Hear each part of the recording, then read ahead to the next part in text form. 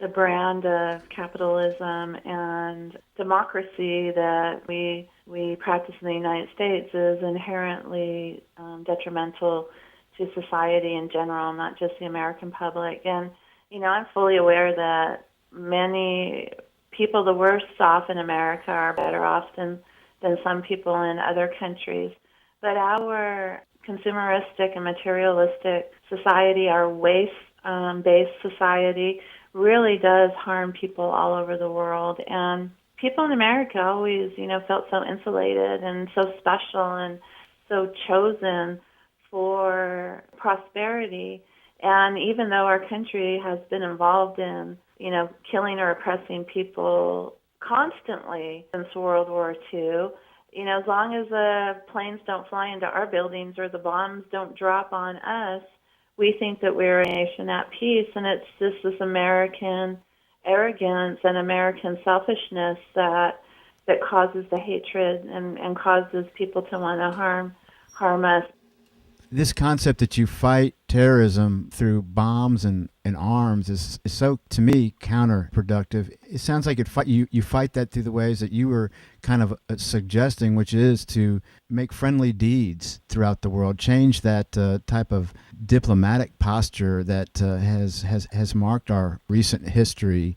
And people in our country, it seems like we're indoctrinated to have such shallow thinking in ways. I was reading the headlines, of Bush's speech here, but he says, "We must win." I mean, it kind of reminded me when I was a 8-year-old outside playing in the street football games. It's like Right. win, win, win, and without this more, holistic, long-term vision of, how can we make this world safer and how can we make it in a way that we can support the billions of people that live here.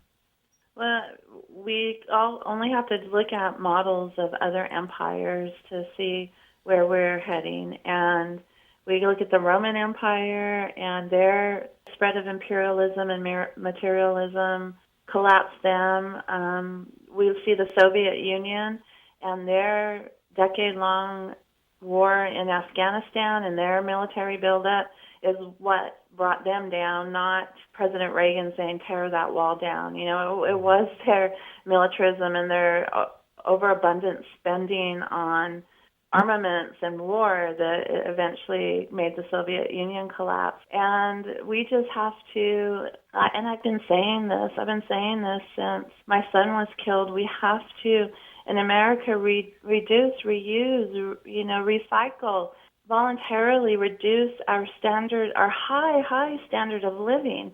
In America, even with a high standard of living for some people, we have the world's worst homeless population. In Cuba, where the standard of living is very low, they don't have any homeless people because they take care of their people. They might not live in palaces, but they have a roof over their heads and they have food to eat. It might not be, the typical American 4,000 calories a day diet, but, they do have food to eat and they have enough. And in America, we have to realize from the level of individual to government that an overabundance of waste and overabundance of use of resources is almost a declaration of war, because we know there's always been a war on poor people around the world where 25,000 people a day die of starvation and 15,000 of them are children. And I just can't bear to live in a world like this. That's why I work so hard to try and make it different. Let me ask you this in our final moments with you. Can you share with us, if people are interested to learn more about your campaign and your different platforms that make up your perspectives with your campaign and such, is there a web address or a way that people can access that information? Yes, they can go to Cindy for Congress. That's Cindy, FOR, Congress.org. And we are running a true grassroots campaign, getting people all over excited about it. We will represent everybody in San Francisco, not just the wealthy elite like Speaker Pelosi does. And, to do this, it takes money. People can get information about the campaign. People can volunteer. I know we've already had some volunteers from Texas come out to spend some time with us, and I know more will be coming over the summer. So just go to cindyforcongress.org. This is a campaign that is not just local. It's very national and international in scope. I think sustainability, peace, and prosperity really hinges here in San Francisco and California's 8th District. Very good. And I really want to, again, thank you for your example and your ideas. And I think that one of the issues that we've got going on here in Austin with Co-op Radio here is we are doing our membership drive, and we really thank you for coming on. I know this is a tough time of the year for you, being the anniversary of the invasion of Iraq, and we really appreciate you becoming a big part of a really, I thought, would be a really important show marking the anniversary of the invasion. The show Bringing Light into Darkness is on Mondays, so we couldn't do it exactly on the 19th, but we got it real close, and we'll look forward to following your good work, and wish you the best of health and good luck in this upcoming campaign. Well, thank you so much, Pedro. It was great to be on and to talk to my friends there in Austin. Well, I'm sure there's many listening, and so we thank you very much. And listen, I just want to make one quick comment about Cindy Sheehan, how humbling it is to share time with her. She is really a special human being. She's a very spiritual and very incredible presence even over the telephone. I want to thank her so much for giving up her time to help us with this membership drive, and also I want to go ahead and share with you right now, we're not going to be able to play the whole thing, but Jesse Dyen, Dyen, wrote this beautiful song dedicated to Cindy Sheehan. So call us 472-5667, 472-KOOP. How about your son? How about your daughter? How come it's always poor folk who get shuffled off to slaughter? If you're so gung-ho, why don't you just go? In August of '05, a mighty voice did rise. She lost her precious son, and it can't be undone. They went to see the king, a downright simple thing. She thought she'd tell him the depth of a mother's love.